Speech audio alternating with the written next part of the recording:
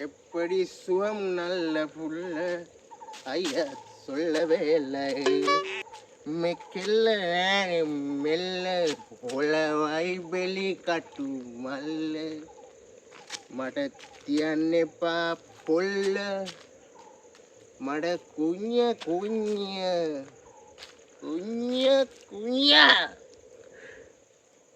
තංගේ දානවා තංගච්චිට පොල්ල අයියේන සිංහේ අඩුපාඩු තිබ්බා හරි ලස්සනයි සිංහේ අඩුපාඩු තිබ්බා මම ඒක හදලා කිව්වා ප්‍රශ්න තියෙනවා ප්‍රශ්න ඇයි ඔයකොත් යන්නේ නිකන් ලැම්බෝගිනි නිකන් බූම් ටෙල් ගහලා වගේ සියාතු අයියේ ඔව් කියපන් පිටිපස්සෙන් තනිය පන්නනවා තානියා උඹ පස්සේ පන්නන්නේ මගුලටද තානියෙ පන්නන්නේ තානියෙක් නෙමෙයි යකෝ පන්නන්නේ අලියෙක් අලියෙක් වැඩක් නෑ සියාතු අයියේ අපේ වගාබින් ඔක්කොම පොඩි කරලා දාලා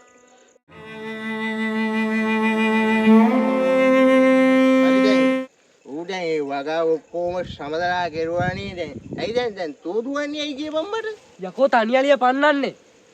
උඹ කියන්නේ මෙතන පොල් ගන්න කියලාද? යකෝ පණ පෙරගෙන දුවපන්. අලි බයෙන්නේවා මේ සියාතෝ අයියා කියන්නේ අලි කාපු පොරක්. හරිද? මංගාව තියෙනවා සුපිරිම මන්තරයක්. හරිද? අනේ ඵලයන් සියාතු අයියේ පච කෙලින් නැතුව උඹ දන්න මත්තර. මන්තර කියන්නේ මල්ලි මන් දන්න හොඳ උගත් මහත්තයෙක් තමයි මේ මන්තරේ කියලා තියෙන්නේ. අර මොකද්ද අලස්තර කයිෆ අන්නේ ඒක කිව්වම ගහන්න එන අලිත් මල්ලි හොග් ගාලා නතර වෙනවා.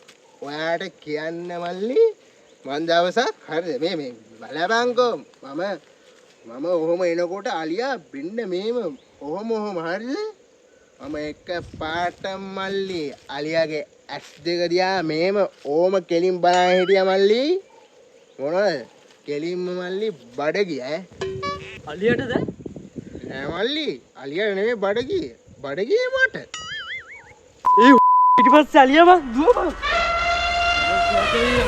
හරි මල්ලි ඉන්නකෝ ඔයා ඉන්නකෝ මන් දන්නවා මේක කරන ඕන විදිය මේ ඉන්න මන් දන්නවා මේක අලස්තර කයිෆ කාල් අලම්තර කයිෆ ෆාර රබ්බුක බිහස්සහ කනවතෝ A few moments later. ඒක තමයි මම කලින් කිව්වේ හරි මල්ලි පොඩ්ඩක් චුට්ටක් මේ වුණා